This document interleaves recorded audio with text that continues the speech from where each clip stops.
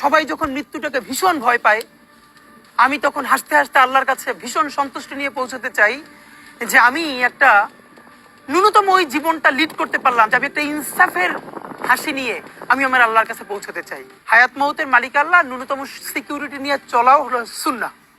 কিন্তু আমাদের লড়াইটা হলো, আমার মা স্বাভাবিকভাবেই কান্নাকাটি করেন, আমার পরিবার সবাই। তো আমি আমার মাকে বলেছি যে দেখো, আমরা যে লড়াই নেমেছি, আমার একটা মনে হয় কি, কোনো রাজনীতিবিদের না বাসায় মৃত্যুটা হইতে পারে না, এটা কোনো ভালো মৃত্যু না। যিনি রাজনীতি করেন, যিনি লড়াই করেন, যিনি বিপ্লবী, যিনি সংগ্রামী, তার মৃত্যুটা হবে একটা সংগ্রামের মধ্য দিয়ে, একটা রাজপথে, একটা গ্লোরির মৃত্যু।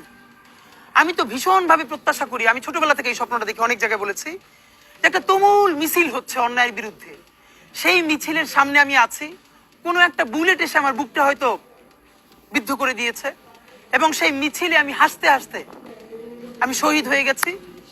এবং সবাই যখন মৃত্যুটাকে ভীষণ ভয় পায়, আমি তখন হাসতে হাসতে আল্লাহর কাছে ভীষণ সন্তুষ্টি নিয়ে পৌঁছতে চাই যে আমি একটা ন্যূনতম ওই জীবনটা লিড করতে পারলাম, যে আমি একটা ইনসাফের হাসি নিয়ে আমি আমার আল্লাহর কাছে পৌঁছতে চাই।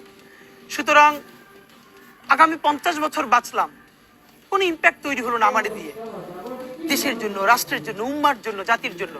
কিন্তু আমি ধরেন 5 বছর বাঁচলাম, সেটার মধ্য দিয়ে যদি আগামী 50 বছরের ইম্প্যাক্ট তৈরি হয়, তাহলে অনেকদিন বেঁচে থাকায় কি সাফল্যের বলেন?